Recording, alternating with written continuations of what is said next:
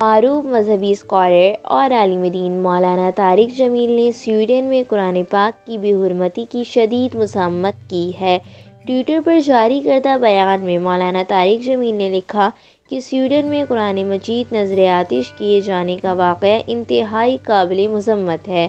آزادی اظہار کی آڑ میں وقتاً فوقتاً اس قسم کے غصتانہ اقدامات کسی صورت بھی قابل قبول نہیں ہیں۔ انہوں نے لکھا کہ ضروری ہے کہ تمام مسلم ممالک یکجا ہو کر اس واقعے کو عالمی سطح پر اٹھائیں اور ان کے سد باب کے لیے بھرپور اقدامات کریں۔ واضح رہے کہ سویڈن میں قرآن پاک کی بے حرمتی کے خلاف پاکستان سمیت دیگر اسلامی ممالک میں شدید احتجاج اور مظاہروں کا سلسلہ جاری ہے۔